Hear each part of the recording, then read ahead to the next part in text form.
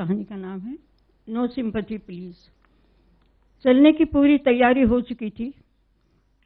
जीजाजी के ड्राइवर ने हमारी गाड़ी धो पहुँच कर चमका दी थी। सामान रखा जा चुका था। नौकरों को इनाम अकराम दिया जा चुका था, क्योंकि गमी हो या खुशी वो तो बेचारे काम करते ही हैं। मैंने माता जी के पैर छू करके आशीर्वाद ले लिया था। दीदी की नंद से गले मिल ली थी। बस अब जीजा जी का इंतज़ार था। वो सुबह से नीचे उतरे ही नहीं थे। बच्चे इतने अधीर हो रहे थे कि बार बार गाड़ी में चढ़ उतर रहे थे। झूठ क्यों बोलूं, मैं भी आतुर हो रही थी। घर छोड़े 15 दिन से ऊपर हो गए थे। दीदी के अवसान की खबर सुनते ही हम लोग दौड़े चले आए थे। तीसरे दिन जब सब लोग जाने लगे तो दीदी की सास ने हाथ पकड़ करके मुझे रोक लिया। बोली, बेटा, बच्चे तुम में अपनी माँ की छाया देखते हैं। थोड़े दिन रुक जाओगी तो उनकी छाती में ठंडक पड़ जाएगी। उनका अनुरोध अस्वीकार नहीं कर सकी। फिर ये तय हुआ कि ये अकेले जाएंगे और जब तेरे ही पे लौटेंगे तो मुझे वापस लेके जाएंगे। और अम्मा जी का कहना बिल्कुल ठीक था। दीदी के दोनों बच्चे, 15 साल के अनुष्का और 11 साल का अंशुमन, मेरे आगे पीछे परछाई बने डोलते रहते थे। मेरे दोनों बच्चे, 2.5 साल का तनिष्क अनुष्का की गोदी में चढ़ा रहता था और तन्मय अंशुमन के पीछे पीछे घूमता रहता था। 10-12 दिन कहाँ निकल गए पता ही नहीं चला। फिर तेरही के लिए सब लोग इकट्ठा हुए। कार्यक्रम के बाद फिर सबका सामान बनने लगा। बच्चों के चेहरे उतर गए। मेरा भी मन दुखी हो रहा था, लेकिन घर छोड़ के कितने दिन रहा जा सकता था। फिर पतिदेव ने एक उपाय सुझाया कि अपन थोड़े दिन बच्चों को साथ में लेके चलते हैं, थोड़ा चेंज हो जाएगा। मैंने कहा, लेकिन उनकी पढ़ाई तो मारी जाएगी। अरे ऐसे माहौल में क्या खाक पढ़ाई करेंगे वो, थोड़ा बाहर हो आएंगे तो रिफ्रेश हो जाएंगे। फिर यही तय हुआ कि बच्चे मेरे साथ जाएंगे। बड़े खुश हो गए बच्चे। सारी तैयारी हो चुकी थी, बस जीजाजी का इंतजार था। हम लोग ऊपर चलें? मैंने कहा, no, he may not like it. क्यों? नहीं, he was quite upset last night. I don't want to disturb him. तो आप रुके रहिए, मैं तो उनसे बिना मिले नहीं जा सकती। और मैं दनादन सीढ़ियाँ चढ़ती हुई ऊपर गई। दीदी के कमरे में के सामने जाकर के थोड़ा रुकी। एकदम भीतर जाने का साहस नहीं हुआ। फिर पर्दे की फांक से देखा, कमरा खाली था। थोड़ा आगे बढ़कर देखा, कमरे से लगी बालकनी पे जीजाजी लेटे हुए अखबार पढ़ रहे थे। इतना गुस्सा आया। नीचे हम लोग इंतजार कर रहे हैं। फिर इनकी बात याद आई। He was quite upset. ठीक भी है। मैंने प्रणाम करते हुए कहा, जीजाजी हम लोग निकल रहे हैं। अच्छा, संभल के जाना है और पहुंच के फ़ोन करना। मैं बच्चों को लेके जा रही हूँ। यस, मालूम है। They need a change badly. जीजाजी, सबसे ज़्यादा चेंज की ज़रूरत तो आपको है। आप शारीरिक रूप से, मानसिक रूप से कितना थक गए हैं, मुझे मालूम है। हाँ, वो ठीक है, लेकिन इस समय तो मैं अम्मा को छोड़ के जाने की सोच भी नहीं सकता। कोई बात नहीं, लेकिन जब भी आपको सुविधा हो आप मेरे पास आके ज़रूर रहिए, मुझे बहुत अच्छा लगेगा। Sure, thanks for the invitation.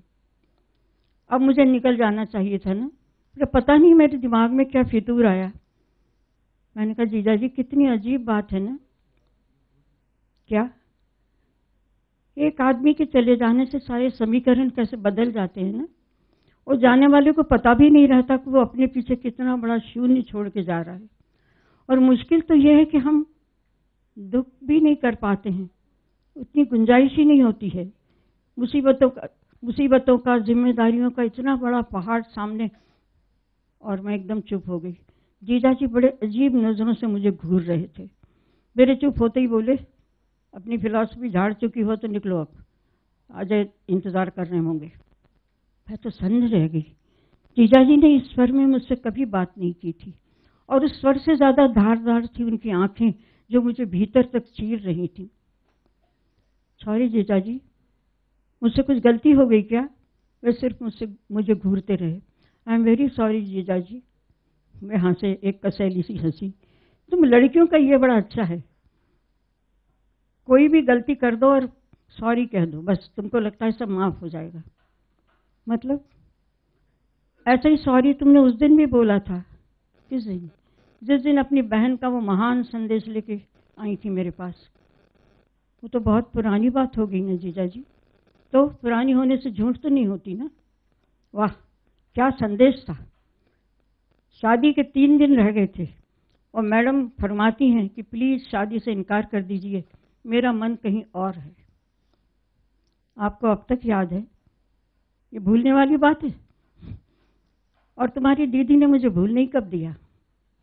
अपने माँ बाप के सामने ज़बान खोलने की हिम्मत नहीं थी तो बंदूक मेरे कंधे पर रख दी। बताओ, 3 दिन शादी को रह गए थे, हर गाड़ी से मेहमान उतर रहे थे, छोटी मोटी रस्में हो रही थी और मैं इनकार कर देता तो कौन विश्वास करता। और क्या कहकर इनकार कर देता। लोग तो ये समझते कि हमने बहुत बड़ा मुंह फाड़ा होगा जब ये लड़की वाले पीछे हट गए। अच्छा, ये बाय द ये बताओ, अगर मान लो मैं इनकार कर देता तो तुम्हारी दीदी उस शख्स के साथ चली जाती? अरे कहाँ, इतनी हिम्मत होती तो इस शादी की नौबत ही क्यों आती। मतलब मेरा त्याग तो व्यर्थ ही हो जाता। तो मैं बताऊं, मैं सचमुच इनकार करने के मूड में आ गया था, लेकिन फिर मेरा पौरुष अहंकार फन फैलाकर खड़ा हो गया। मुझ जैसे संपन्न, सुशिक्षित, सुदर्शन युवक को कोई युवती नकार कैसे सकती है। मुझे लगा ये मेरा घोर अपमान है। तब ये नहीं पता था कि इससे भी बड़ा अपमान भविष्य में मेरी प्रतीक्षा कर रहा है। मतलब शादी के पहले ही दिन, पहली रात, तुम्हारी दीदी ने मुझसे कह दिया कि आपका सिर्फ मेरे तन पर अधिकार है, मन से मैं आपकी कभी नहीं हो सकूंगी। पूछना चाह रही थी फिर, लेकिन संकोच के मारे चुप रह गई। लेकिन जीजा जी ने जैसे मेरे मन की बात पढ़ ली। बोले फिर क्या। मन में 100 योजन की दूरी रखते हुए हम लोग देह धर्म निभाते रहे। मैंने सोचा तन तो तन ही सही, मन का करना भी क्या है।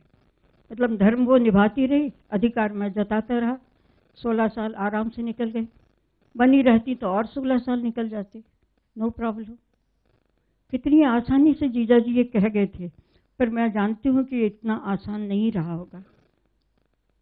आई एम वेरी सॉरी जीजा जी। अब सॉरी किस लिए भाई? नहीं, मुझे सचमुच बहुत दुख हो रहा है। वही तो पूछ रहा हूँ, दुख किस लिए? हाँ, मेरे बच्चों के लिए दुख कर रही हूँ तो जायज़ है। बेचारों ने बहुत छोटी उम्र में अपनी माँ को खो दिया। और थोड़ा सा दुख मेरी माँ के लिए भी कर लो। उनकी लाडली बहू उनको अचानक धोखा देके चली गई। लेकिन मेरे लिए दुख करने की ज़रूरत नहीं है, मैंने कुछ नहीं खोया। क्योंकि जो कभी पाया ही नहीं तो उसके खोने का गम कैसा। So no sympathy please. जीजा के स्वर में ऐसा निर्णयात्मक आदेश था कि अब बस। वैसे भी अब कहने सुनने के लिए कुछ बचा ही नहीं था। मैं पलटकर सीढ़ियां उतरने लगी। जीजा जी के शब्द मेरे कानों में गूंज रहे थे, नो सिंपैथी प्लीज़। और एक हमारी दीदी रानी थी, जिंदगी भर सहानुभूति बटोरती रहीं। माँ बाबा को उन्होंने कभी अपराध बोध से मुक्त नहीं होने दिया। जब भी घर आती कहती, इनकी खानदानी इज्जत के लिए मैं शहीद हो गई रे। दीदी, तुम कहाँ शहीद हुई? शहीद तो ये भला आदमी हुआ है। जिंदगी भर अपने अनकिए अपराध की सजा पाता रहा, उपेक्षा झेलता रहा, पर मजाल है कभी किसी को हवा भी लगने दी हो। न वाणी से न व्यवहार से किसी को आभास भी नहीं होने दिया कि उनके दाम्पत्य में इतनी बड़ी दरार है। आज भी अगर मैं अपनी बेवकूफ़ी भरी फिलॉसफी नहीं झाड़ती तो वो अपनी मन की गांठें नहीं खोलते। वो खोली भी तो इस ताकीद के साथ कि नो सिंपैथी प्लीज़। जीजा जी, मेरी क्या औकात कि मैं आपको सिंपैथी दूं। सिंपैथी तो मुझे अपनी बहन के साथ हो रही है। पता नहीं किस मृगजल के पीछे ज़िंदगी भर भागती रही और जबकि घर में रखा यह अमृत घट अनछुआ ही रह गया।